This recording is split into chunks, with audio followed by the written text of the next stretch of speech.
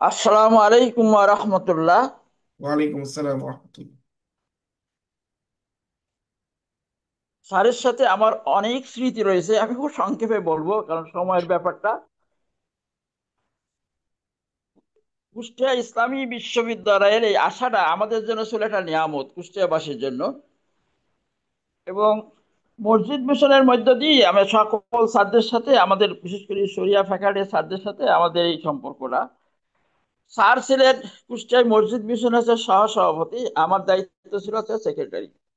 আমাদের যত প্রোগ্রাম, এই সব প্রোগ্রামে স্যারের একটা বড় ভূমিকা ছিল। যে জুমার খুতবা, তফসিলের প্রোগ্রাম, সেমিনার, সিম্পোজিয়াম, ইমাম প্রশিক্ষণ, যত রকমের প্রোগ্রাম, এই সকল প্রোগ্রামে স্যারের অংশগ্রহণ ছিল। এবং স্যার ছিলেন খুবই আন্তরিক এবং সময়ের প্রতি সবাই বুঝেন, উনি ছিলেন খুবই আছে মানে সিনসিয়ার বলতে যেটা বোঝায় আর কি। তো স্যারের সাথে আমার চলে আসার পরেও স্যারের সাথে আমার যোগাযোগ ছিল।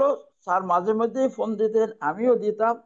এবং আমি হচ্ছে কুষ্টিয়া গভর্নমেন্ট কলেজের যে অবসরপ্রাপ্ত শিক্ষকদের নিয়ে একটা সংগঠন আছে, আমরা অনেক প্রকাশনা আছে।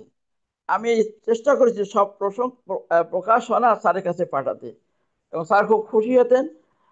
তো আমি এটা রক্ষা করতাম, স্যারের সাথে এই যোগাযোগ। এবং স্যারের ছেলে মেয়েদের সাথেও আমার যোগাযোগ আছে।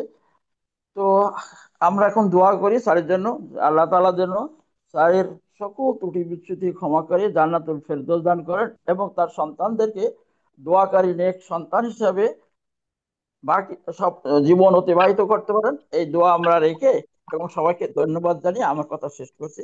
আসসালামু আলাইকুম ওয়া রাহমাতুল্লাহ।